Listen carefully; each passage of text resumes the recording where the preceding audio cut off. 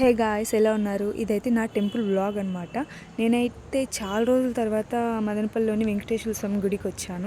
నేను హైదరాబాద్కి వెళ్ళిన తర్వాత అసలు ఏ టెంపుల్కి వెళ్ళలేదు. సో ఇంకా అందుకే ఇప్పుడు వెంకటేశ్వర స్వామి గుడికి వచ్చాను. వస్తానే ప్రదక్షిణలు స్టార్ట్ చేసేసాను. ఇంకా అలానే నాగదేవతకు కూడా ప్రదక్షిణలు చేసేసాను. ఈ రావి చెట్టు మీకు తెలుసా? ఇది చాలా రోజుల నుంచి, అంటే ఒక 100 years అబోవ్ నుండి ఇక్కడే ఉందన్నమాట. ఇంకా అలానే ఉసిరి చెట్టుకు కూడా ప్రదక్షిణలు చేశాను. ఇక్కడైతే నేను 3 ప్రదక్షిణలు చేశాను అనమాట.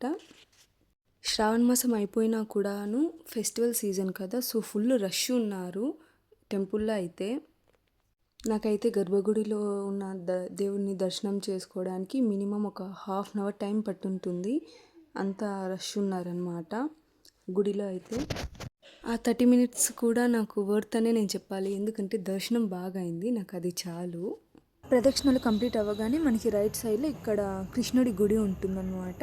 అంటే ఇక్కడ కూడా దర్శనం చేసుకొని హారతి తీసుకొని ఆ తర్వాత మేము గుడిలోకి వెళ్ళాము, వెంకటేశ్వర స్వామి గుడిలోకి. గర్భగుడిలో అయితే నేను వీడియో తీయలేదన్నమాట, అక్కడ తీయకూడదు అనేసి. అయితే కూడా దర్శనం అయితే చాలా బాగా అయింది, ఇక్కడ బాగా అయింది. ఆ తర్వాత గర్భగుడిలో కూడా దర్శనం చాలా బాగా అయింది.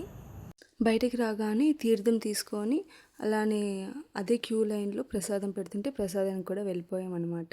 ప్రసాదం అయితే ఉప్మా పెట్టారు, చాలా బాగుండింది. నేనైతే ప్రసాదం కోసం కూడా గుడికి వెళ్తానన్నమాట. నాకు ప్రసాదం అంటే అంత ఇష్టము.